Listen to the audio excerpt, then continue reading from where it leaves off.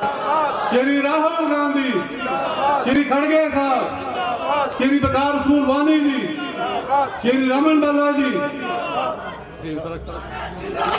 मंच पर उपस्थित आज के हमारे मुख्य अतिथि जनाब वकार रसूल वानी साहब, उनके साथ आए हुए हमारे state working president Raman Bhalla ji, Pankaj Dogra ji और मेरे गुरु जिनके लिए मैं आपको इंट्रोड्यूस आज करवाना चाहूंगा, प्रणव शुगोत्रा जी, जिन्होंने इस काबिल मुझे बनाया कि आज मैं आपके सामने खड़े होकर आज भाषण दे पा रहा हूं। शायद अगर ये नहीं होते तो ये नौजवान, आपका बच्चा, आपका भाई यहाँ खड़ा नहीं होता। इसके साथ साथ मैं धन्यवाद करता हूं डिस्ट्रिक्ट कांग्रेस कमेटी का, जो यहाँ आए और हमारा साथ दिया। और इसके साथ मैं धन्यवाद करना चाहता हूं यहाँ जो आप आए हैं, यहाँ कांग्रेस की आन बान और शान, यहाँ कांग्रेस का जो कार्यकर्ता है, जहाँ अगर कांग्रेस का कार्यकर्ता मजबूत नहीं होता तो शायद ये सम्मेलन यहाँ पर आज सक्सेसफुल नहीं होता।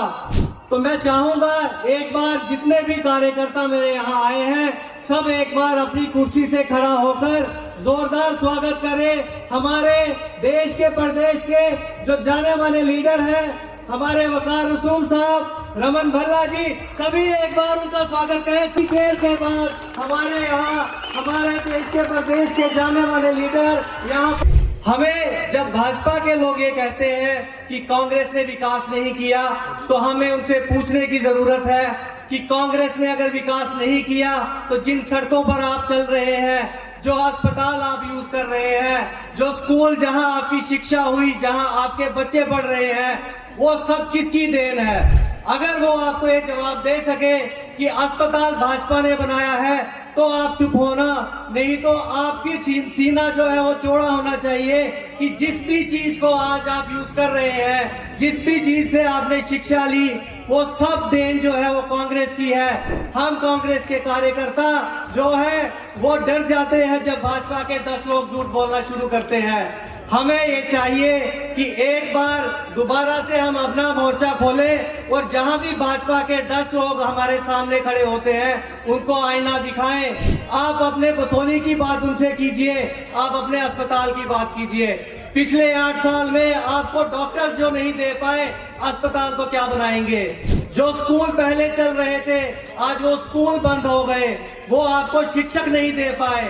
जहां आप पढ़ने के लिए जाते हैं, आपके भविष्य जो बच्चे हैं आपके, उनको नौकरियां खत्म हो गई है।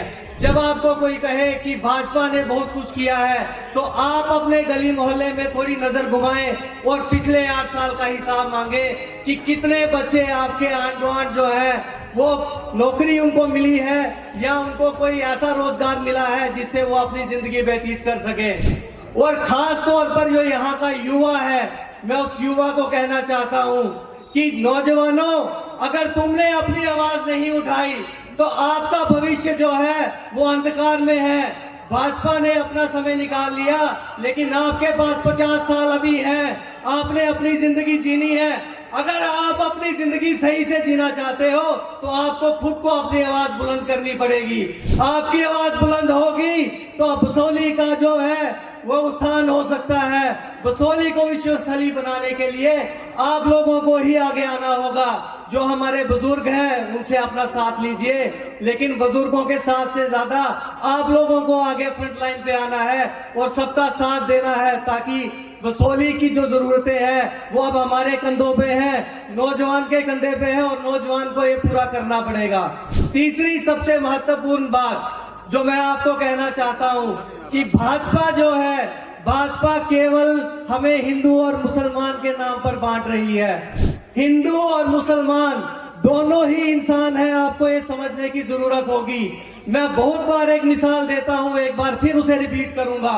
हमारे सामने इस समय डॉक्टर नजीर सामने बैठे हैं, मैं इनको एक मिसाल समझता हूं अपने यहाँ हिंदू मुसलमान की, कि डॉक्टर मदन कंपाउंडर जो हमारे हैं और ये नजीर जी जो हमारे हैं, जब भी आप इनके पास जाएंगे यहाँ हिंदू किसी को नहीं दिखता और मुसलमान किसी को नहीं दिखता। जब भी दिखता है तो इंसान दिखता है। जब कोई बीमार होता है उस समय हम नहीं पूछते नजीर साहब हिंदू आया है, और हम नहीं पूछते मदन जी यहाँ पे मुसलमान आया है। उस समय हर कोई ये कहता है कि आप हमारे भगवान हो, आप हमारे अल्लाह हो, आपने हमें बचाना है। तो मैं आपको एक चीज समझाने की कोशिश कर रहा हूँ, हिंदू और मुसलमान पे मत जाइए, आप इंसान को इंसान की तरह देखिए। क्योंकि डॉक्टर हो, शिक्षक हो, चाहे इंजीनियर हो या कोई भी हो, अगर आपको आगे बढ़ना है तो इंसानियत पे आगे बढ़ सकते हो। आप कभी भी हिंदू और मुसलमान करके आगे नहीं बढ़ सकते। अगर ऐसा होता तो आज नेपाल भी बहुत बड़ा देश होता और पाकिस्तान भी बहुत बड़ा देश होता। लेकिन एक हिंदू मुल्क है और एक मुसलमान मुल्क है। केवल हिंदुस्तान जो है वो मनके की तरह पिरो के रखा है कांग्रेस पार्टी ने, जो 1947 के बाद भी कांग्रेस ने बिखरने नहीं दिया।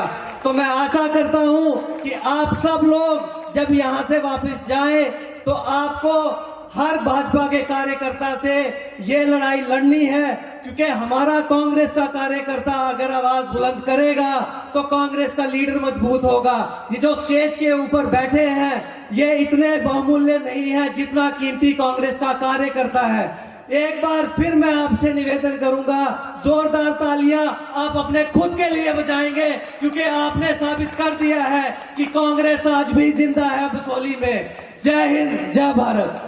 हौसलों को तोल के रख, जोड़ना है तुझे ऊंचा, परों को खोल के रख, कसौटी वक्त की है। हौसलों को तोल के रख, जोड़ना है तुझे ऊंचा, परों को